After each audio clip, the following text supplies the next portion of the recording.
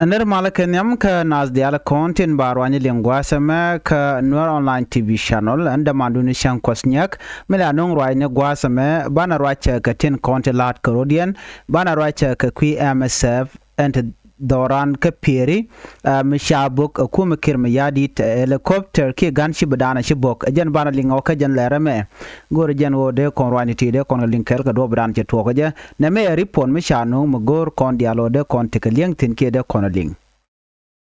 biya kamal anda mandu ni shankos nyamla nong rwani gwasame ka Nuer online TV channel bana rwacha ka manan chi to dor shal ka me piri payam Doran ka jongle state gwase chireke toktin ajen report magorono banywa ye kela kode konte ka ngach ko ngum shoda lat te ga jo mi shalat ke chanon kon gwase meme de konaling no gwad mi shire nyal che boktin are nyal mo jere nyal ngai kon la re nyal kuma kirmi yadit no chicken bok ka chicken na chicken ka kan mo bot chire me ngai kona ba report me ban ling ni mandan tok dol wal no take tour me cha nywa kana scale gwad me banyo ya kel tour menen kon mo gwasa me kede kada to de dangro gwada na che pentin ngai kona che pendul gorke ne ke chana che mo ka bot but right now ne me e piri kamandan la roda gwada chire nyal che bokte na gwasa me de calling no dobadien ki ngum che to kray wishin wina mi banjelin kel ka je report me no men be de lung o chala do Medicine Sans Frontier MSF Health Care Facility re wiki period town ka jongle state ka sa Sudan chala no chire nyal che je bok ka chanka dok ka pai waro ronkin dangro wide jandang ro wide dej aleng na manana to andor shal ke peri me don wari tenen war tanjin ngai kona ti dano ne miche jojo gwa no Medicine Sans Frontier chaje book chirme chalat medan ka fan gak dio je kon dialanen MSF chala Medicine Sans Frontier and MSF jena organization jena medical charity organization mala lwangna na ka wal jenba mishu na shet ke domte am do point de jui de ko larano melat kene long ata dana moy kana wal kaje ka kor gwaze dan me shi kuma kirmi yadi chikan gunship chikana jack doro shal ka mo piri gunship dien ki helicopter awa jen MSF chejebuk no she infrastructure ki dul ken kon tegutin shikan ka bok shit ka jen tur menen kon me shi MSF chikan tur me chikan share gan edial ka social media ka chalel bo men media house shit ke de kon jig radio tamazu chiken radio dial konen tok chala da ken no shirega me che tok gwan mi mo tire nyal che boktin are nyal mo she MSF che je bok ala Medicine Sans Frontier ka che dul ba che ka bograi wichin gune mi che mangai kono no lat ken siang SSPDF gunship no mala bok doran kone shala nuare so right now na me che la me be je lonko en kume me dong beran be ba nuer ba ka bugu ko ka nuer na me beje long gwan mo te ka gat no te ka ne ti dit to dong cha wor cha je long no la MSF team chicken la ne chicken mission me chicken witness kan chicken additional air strike gwan mo ba cha na buk tun dar shal ka lankan me te ka 60 kilometers away jere nyal point ba cha le buktin 60 kilometers away jere nyal cha buktin ka cha boka pere bo ala jen bogo no goten content nuer te katen okay chikala do nene can both location Health Care Facility no ka jandor me shalka me lankan amena dor shalka me piri wa kan dangro cha target ajere nyal dana shibok re nyal mo shibok re which kam shibok ne je jojo gwano jen che facility nin kontinte na tre which winemi cha target no so re nyal kume kirme yadit kata dana chalat ke je kichin ngwan yuren lat ke je so na me amle ro tam lat ke kum kirme yadit me mo mi jegalong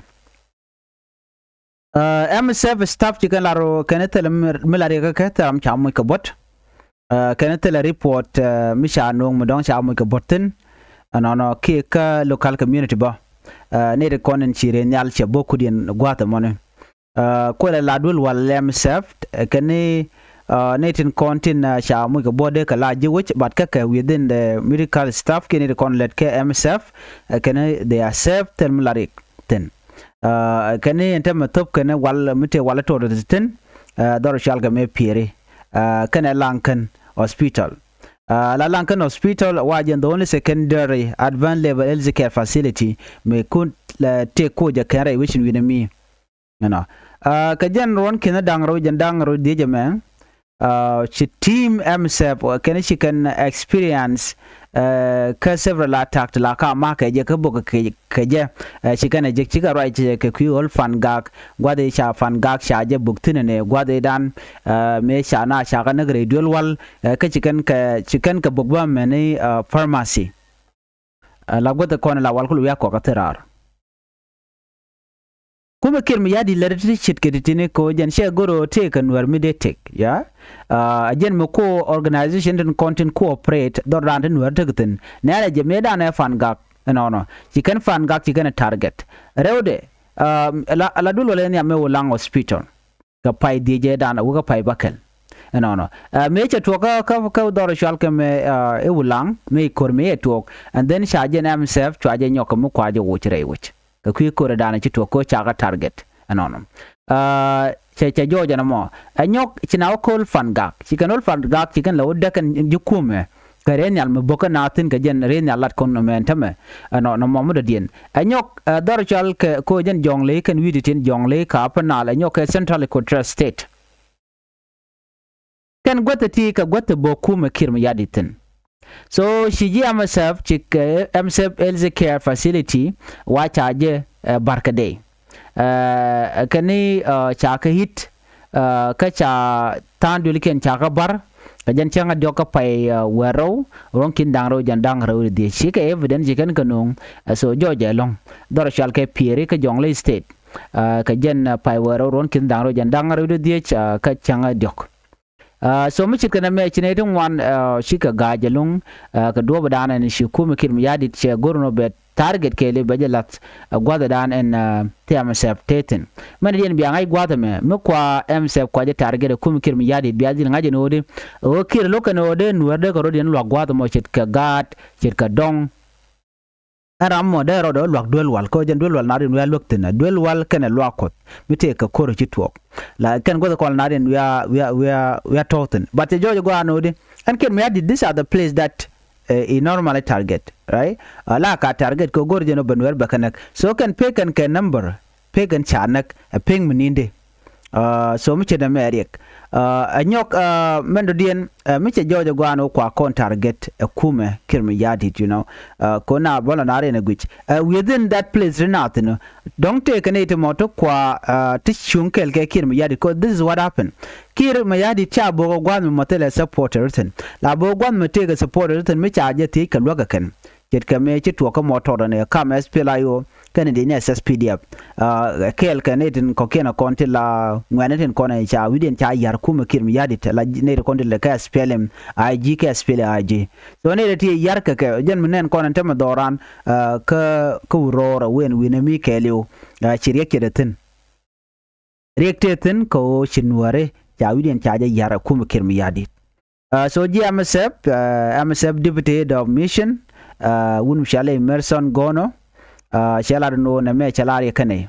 general care facility kane antam buko ke kuma kirmi yadit kane we are calling for immediate protection medical infrastructure ladwil ken kane staff members kane patient care we ka Sudan de ka gang ko na me chalari galong me da ne ulang chalewe ka fangak chawen tamage peri lankan wajen donjen gwa dinejen so de ti ka shodian lad ray duaran ka mundan kone kon la chalen ware mugoro kon ya de kon char ke wi out enu duobadien mabnawo keja kom je joje gwano nakana gwad me kwa kon target ka jeno shikoran mat wane de tel mat by the way la ka riarka la ka nake la ka joy ka ba ka scattered ba ka dil bat rewich nyen ta dan tuok so michina chicken char ka do brande ko nyam keje amendian cool expecto ka kirma yadit ano dong de mu gwa de jekaja tam de jekaja okay ajan tuok jene chi tuok ko lang chi kon nen kanasir so got kon diarati bugo ka kumanga akum kirma yadit so jan ta dan to minyodo nuore widun dar te chunka na guch katin jer kon lat kare duaran gwa na buga jal kel kumi na jal kel larik tungwala ka kap ke kel so jenta dan ten ban mi brama jel ka jale gwi jeno tika poweru ke baji jura kirmi yadi bunwara dien mu dongang nuer bi ko gorno bi jamo kerek so na mon shi chong so na me de la report mi de yo kaye ano MSF Medicine Sans Frontier chawar ga gorno ken dorien chaje buk ren yale shi bok changa doka paywero ron kin dangro jandanga re di ke pere so jen jodan gode nyu akon kel ban yo jegala rin betemal